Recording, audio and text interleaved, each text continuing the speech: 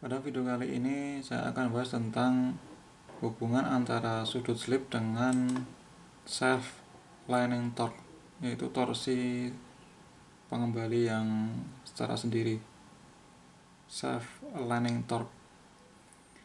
Nah, berikut ini adalah plot cornering force atau gaya belok atau gaya gesek versus lining torque pada ban passenger car dengan variasi nilai sudut slip dan gaya normal N.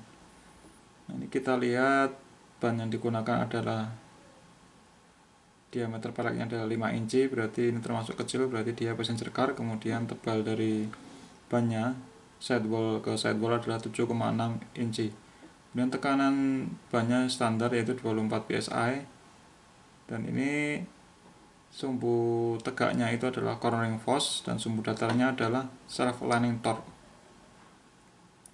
Kemudian ini percobaan dilakukan dengan variasi gaya normal. Ini gaya normal yang ini gaya normal 6,23 kN, berarti kurvanya ini 6,23 kN. Kemudian semakin turun, yang ini ada 5,34 kN kurvanya ini, dan ini adalah 4,45 kN.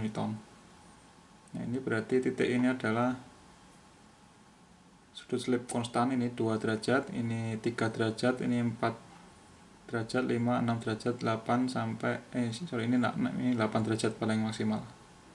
Ini adalah 8 derajat sudut slipnya. Nah, kita akan bahas tentang apa arti dari kurva ini, bagaimana cara membacanya supaya kita bisa memahami lebih dalam atau lebih detail dari hubungan antara sudut slip dan lining torque pada variasi gaya normal. Nah, review sedikit apa yang dimaksud dengan torsi lining ini, lining torque. Torsi lining itu terjadi ketika kita menggunakan kendaraan itu ketika melalui lintasan belok. Nah, ketika berbelok itu kan dia ada gaya samping yang berubah ke gaya sentrifugal Fs yang dia bekerja pada senter roda. Nah, ini pandang dari belakang atau depan, dipandang dari belakang atau depan sama aja. Jadi ini ada gaya sentrifugal, dia bekerja di senter roda, kemudian karena ada gaya sentrifugal itu gaya aksi, maka akan ada gaya aksi yang berubah gaya gesek, yaitu F Y alpha. Ini disebut dengan cornering force atau gaya belok atau gaya gesek. Nah, kemudian yang perlu kita ingat lagi adalah gaya sentrifugal itu akan sama dengan cornering force itu ketika dia belum mengalami sliding. Jadi sebelum dia melewati gaya gesek puncaknya, nilai dari Fs itu sama dengan F Y alpha. Karena kalau nilai gaya sentrifugal ini melebihi gaya gesek maksimal antara ban dengan jalan, dia akan mengalami sliding, dan gaya geseknya adalah gaya gesek sliding. Nah, selama belum terjadi gaya sliding, maka ini akan seimbang, di mana gaya sentrifugal itu akan sama dengan gaya cornering force. Nah, kemudian kalau kita lihat dari sebelah atas ini, dipandang dari atas ini, kita berarti di atas roda seperti ini.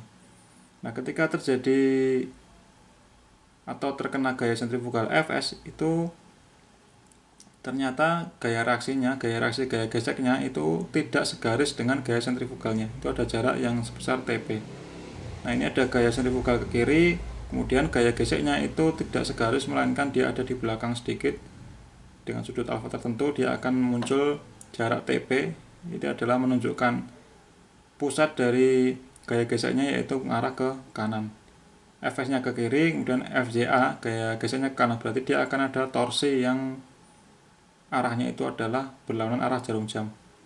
Nah, itu adalah yang disebut dengan torsi lining, self lining torsi yang berusaha meluruskan kembali roda.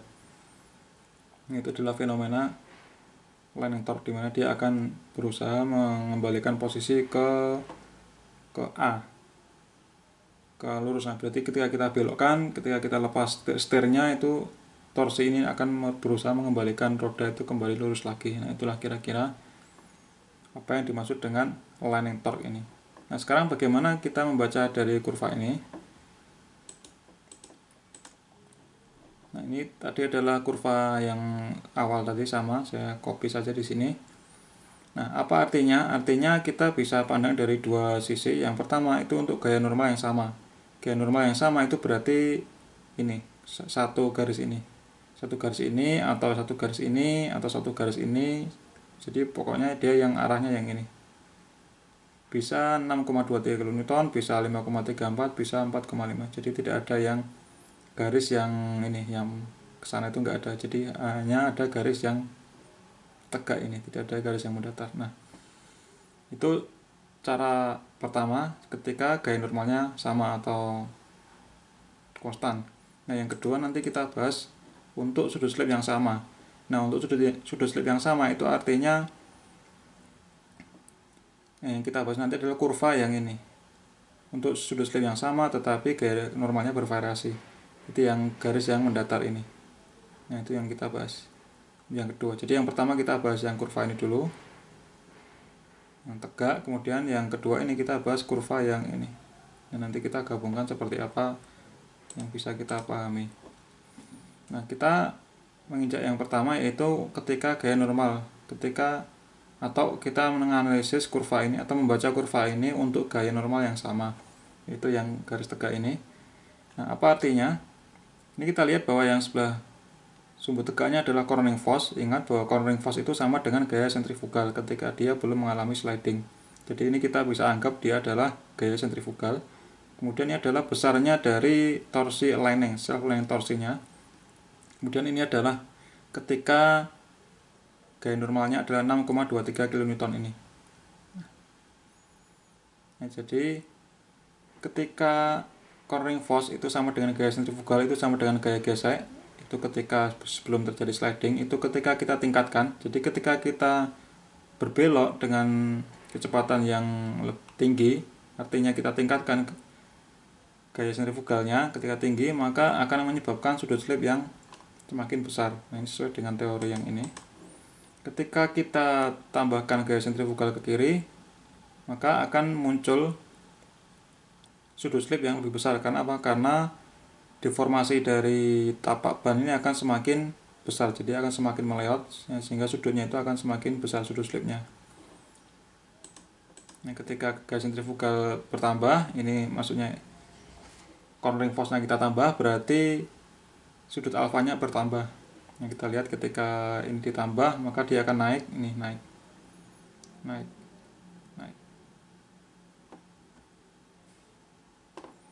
Ini contohnya yang 2 derajat. Kita bahas yang satu garis ini. Nah, ini ketika misalkan gaya sentrifugalnya itu adalah 1 kN, itu sudut slipnya adalah 2 derajat. Ini kemudian kalau kita tingkatkan misalkan 400 atau 400 pound, itu gaya sudut slipnya, ketika gaya sentrifugalnya itu 400 Newton, itu sudut slipnya adalah 4 derajat. Nah, kemudian ini kalau kita hubungan dengan self lining torsi untuk kasus yang gaya normalnya 6,23 kN, itu semakin kita tingkatkan gaya sentrifugalnya, itu menyebabkan torsinya juga semakin meningkat. Kita lihat misalkan untuk yang misalkan 1 kN itu di slip 2 derajat. Misalkan kita analisis yang di slip yang 2 derajat, itu torsi lining-nya sekitar dia ada di 40 Nm lebih ya, di sini 50 Nm misalkan di sini. Nah, ketika kita tambahkan lagi gaya sentrifugalnya misalkan di 2, ini kita ambil yang garis yang sini, yang 6,23 kN ini ya. Berarti ini sekitar mungkin sudut slipnya yang terjadi adalah hampir 5 ya, kurang dari 5. Ini kita lihat torsinya juga semakin meningkat. Yang awalnya 2 derajat itu di sini, yang 1 kN itu di 40-an Nm, ketika kita tambahkan misalkan di 2 kN, itu menjadi hampir 80 Nm. Nah, sehingga ketika kita tambahkan gaya sentrifugalnya ini, itu menyebabkan sudut slipnya bertambah. Itu tadi dari gambar ya, sudut slip, temuan sudut dari gambar. Nah, ketika sudut slipnya bertambah, itu torsinya juga bertambah, torsi liningnya. Nah, kenapa bisa seperti itu? Ya, karena dari sini tadi ya, ketika kita tambahkan gaya sentrifugal, ini akan semakin mana sih?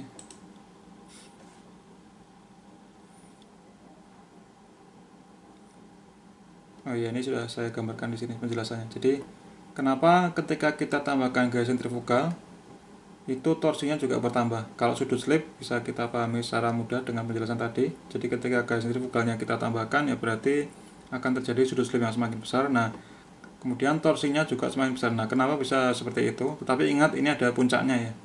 Tapi ada puncak, kita lihat ada puncaknya ini. Ada puncak di sini, kemudian dia turun. Jadi awalnya self-lining torque ketika kita tambahkan gaya sentrifugal dia semakin meningkat. Kita anggap saja yang satu ini, satu garis ini. Semakin besar nilai gaya sentrifugalnya, maka akan semakin besar nilai torsinya. Nah, tetapi pada suatu saat, misalkan di sini dia adalah puncaknya, puncak dari torsinya. Nah, setelah kita tambahkan lagi gaya sentrifugalnya, itu justru dia menurun. Ya, menurun. Semakin ke sini. Nah, ada puncaknya. Nah, bagaimana itu bisa terjadi? Ini kita bisa lihat skemanya itu di sini. Ini adalah ban tampak yang atas ini. Ini tampak atas ini saya gambarkan kotak. Nah, ini adalah gaya sentrifugal. Kemudian ini adalah gaya geseknya. Nah, saya ulangi lagi yang konsep ini. Jadi ketika gaya sentrifugalnya kita tambahkan, maka TP itu adalah pneumatic trailnya. Pneumatic trailnya itu akan bertambah. Nah, kenapa pneumatiknya bertambah? Karena ketika kita tambahkan gaya sentrifugal,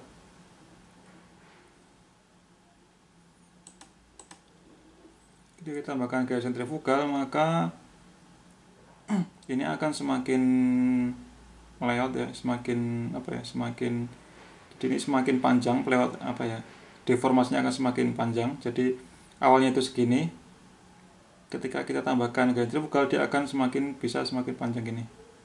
Nah, sehingga dia pusat dari gaya geseknya itu akan bergeser ke belakang, sehingga TP-nya itu akan semakin panjang. Nah, gaya sentrifugal semakin besar, pneumatic trailnya semakin besar. Nah, kemudian torsinya akan semakin besar karena torsi itu dirumuskan dengan gaya ini. Kan sebelum dia mengalami sliding itu Fs selalu sama dengan Fj alpha. Gaya sentrifugal itu akan sama dengan gaya gesek atau sama dengan gaya cornering. Nah, gaya cornering dikalikan dengan lengannya ini, pneumatic trail itu akan menjadi torsi. Nah, itulah yang dinamakan dengan self-lining torque ini. Jadi semakin besar gaya sentrifugal akan menyebabkan pneumatic trail akan semakin besar. Semakin besar pneumatic trail, maka torsinya juga akan semakin besar. Ini adalah torsi self-lining. Nah, kemudian ketika kita tambahkan lagi, ketika gaya sentrifugal kita tambahkan lagi, itu akan terjadi suatu saat alfa. Nah, sudut slipnya itu akan 90 derajat. Nah, sudut alfa itu 90 derajat itu artinya roda itu tidak bergerak ke depan, melainkan dia langsung bergeser ke kiri, dia langsung sliding ke kiri. Nah, itu adalah artinya alfa 90 derajat. Nah, ketika hal itu terjadi, itu adalah ketika full sliding. Nah, seperti konsep gaya gesek, kalau kita berikan gaya dorong yang melebihi gaya gesek maksimalnya, dia akan sliding. Nah, itu juga sama berlaku pada ban. Ketika gaya sentrifugal kita tambahkan pada suatu saat, ketika gaya sentrifugal ini melebihi dari gaya gesek maksimalnya, dia akan bisa mengalami sliding, full sliding. Anggap aja dia 90 derajat. Jadi tidak bergerak ke depan, melainkan dia bergerak ke samping ini. Nah, ketika terjadi sliding tersebut, full sliding, anggap aja dia bergerak ke kiri full.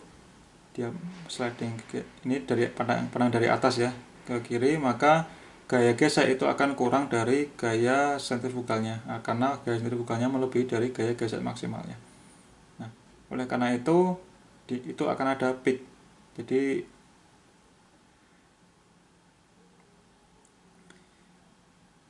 ketika gaya geseknya itu lebih kecil daripada gaya sentrifugal, itu artinya dia mengalami sliding, maka akan ada peak sesuai dengan konsep gesekan.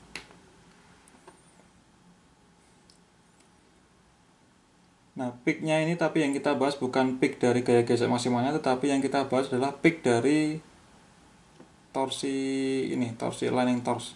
Nah, jadi maksud saya mau menjelaskan atau kita mau bahas kok bisa dia ketika kita tambahkan gaya sentrifugal sehingga dia mendekati sliding, dia malah justru turun torsi ini liningnya. Nah, hal ini terjadi karena ketika kita tambahkan terus atau ketika slidingnya itu mendekati 90 derajat, itu pneumatic trail itu akan 0. Jadi ketika kita tambahkan itu awalnya pneumatic trailnya itu bertambah, tetapi dalam suatu kondisi tertentu dia akan berkurang sehingga 0, kemudian dia sliding. Itu kira-kira prosesnya. Nah, ketika TP-nya 0 dia full sliding, berarti dia tidak ada torsi aligning. Ketika ini TP-nya 0 dia berarti dia tidak ada torsi aligning. Nah, jadi prosesnya seperti ini. Kita gambar yang lebih bagus. Jadi pertama-tama ketika kita tambahkan gaya centrifugal FS, dia gimana kalimatnya? Ketika jika gaya centrifugal semakin tinggi, semakin besar, maka akan menyebabkan pneumatic trail akan semakin besar. Nah, semakin besar, semakin ke belakang. Tetapi pada kondisi tertentu, ketika kita tambahkan gaya centrifugalnya, dia justru akan mengalami pemendekan dari TP ini. Nah, TP akan semakin pendek, artinya torsi aligning-nya akan semakin kecil. Nah, pada akhirnya ketika dia full sliding ke kiri, itu TP-nya adalah 0. Tidak ada aligning torsi lagi. Jadi dia sudah bergeser ke kiri. Nah, untuk alasan itulah dia akan ada puncaknya, kemudian dia akan turun. Nah, pada kasus ini setelah 8 derajat dia tidak dilakukan pengukuran. Mungkin kalau lebih dari 8 derajat dia sudah mengalami sliding yang terlalu parah, sehingga dia di eksperimennya itu hanya dibatasi sudut slipnya adalah 8 derajat. Nah, di 8 derajat ini sudah mengalami penurunan dari awalnya yang ini 60 atau 80 Newton per meter, dia maksimal di sini. Kemudian dia setelah kita tambahkan lagi cornering force-nya atau gaya sentrifugalnya, itu akan justru turun ke sini. Nah, itu adalah untuk yang 6,23 kN. Nah, hal ini juga berlaku untuk yang gaya normal yang lebih kecil, yaitu yang 5,34 dan 4,45. Berarti yang ini adalah bisa dikira-kira ini kira-kira berapa. Nah, itu adalah arti dari kurva ini kita lihat dengan gaya normal yang sama. Nah, semoga bisa dipahami. Nah, sekarang kita akan bahas untuk yang kedua, yaitu ketika kita melihat sudut slipnya sama. Sudut slip sama berarti kurva yang kita perhatikan adalah yang ini, yang mendatar ini 1, 2, 3, 4, 5, 6, 7 ya. Yang ini adalah 2 derajat sudut slipnya, ini 3 derajat, 4 derajat, 5 derajat, 4, 5, 6, ini 7 derajat dan 8 derajat. Nah, untuk memperoleh sudut slip yang sama, misalkan yang 6 derajat ini atau 8 derajat inilah yang paling puncak ini, untuk memperoleh sudut slip yang sama misalkan 8 derajat, jika gaya normalnya itu dinaikkan, ini ya, dinaikkan sana, maka akan butuh gaya samping yang semakin besar untuk memperoleh sudut slip yang sama. Nah, jika gaya normal dinaikkan, ban dari roda ditambah, untuk memperoleh sudut slip yang sama, itu berarti butuh gaya samping yang lebih besar. Nah, ini masuk akal ya. Jadi untuk memperoleh sudut slip yang sama, ketika kita tambahkan gaya normal pada roda, berarti kita butuh gaya samping yang lebih besar. Nah, itu masuk akal. Nah, ketika kita tambahkan gaya normalnya, dengan demikian gaya sampingnya atau gaya gesernya lebih besar, hal itu juga berdampak pada penambahan dari pneumatic trail. Nah, kenapa bisa seperti itu? Ini ada penjelasannya. Nah, atau ketika gaya normalnya kita tambahkan, ini kalimat yang lainnya, ketika kita menambahkan gaya normal supaya bisa menghasilkan sudut slip yang sama, berarti gaya samping harus ditambahi meskipun sedikit ini. Gaya normal ditambahi sedikit untuk menghasilkan sudut slip yang sama.